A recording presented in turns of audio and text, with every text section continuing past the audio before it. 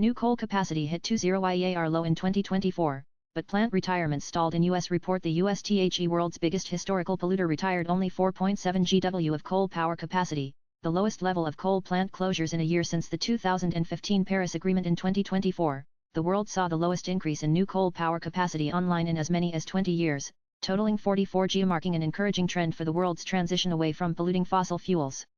The total capacity commissioned was nearly 30 GW below the 2004-2024 annual average of 72 GW. According to Global Energy Monitor, which has been tracking nearly every coal plant and proposal across the world through its Global Coal Plant Tracker, the net increase in global coal capacity was 18.8 GW as 25.2 GW of old capacity also retired last year. The European Union EU27 led the most coal plant retirements, reporting a fourfold increase, with Germany leading the charts.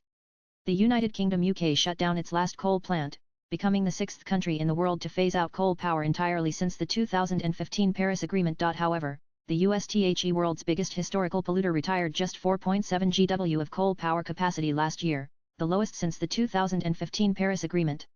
While nearly half of its remaining coal power capacity is planned to retire by 2035, the report noted that some big utilities are trying to further prolong the operating lives of their coal plants, bolstered by President Donald Trump's vociferous policy support for fossil fuels. The U.S. operates a coal fleet totaling 194.1 GW of capacity, the third largest in the world behind China and India, and it seems to be resisting the shuttering of its existing coal fleet under Trump, noted experts. The average global retirement age of coal plants is 37 years. The report, which also included authors from several other organizations, including the Center for Research on Energy and Clean Air (CREA), pointed out that wealthier countries must lead the transition away from fossil fuels as committed to at 28 Colombian pesos in Dubai.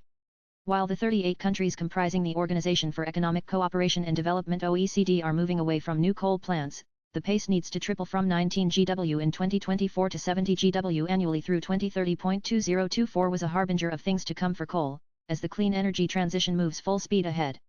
But work is still needed to ensure coal power is phased out in line with the Paris Agreement, particularly in the world's wealthiest nations, said Christine Shearer, project manager, GEM's Global Coal Plant Tracker. At 94 GW, China started record-high construction for coal plants last year since 2015, even though new coal proposals dwindled in Southeast Asia and everywhere outside of China.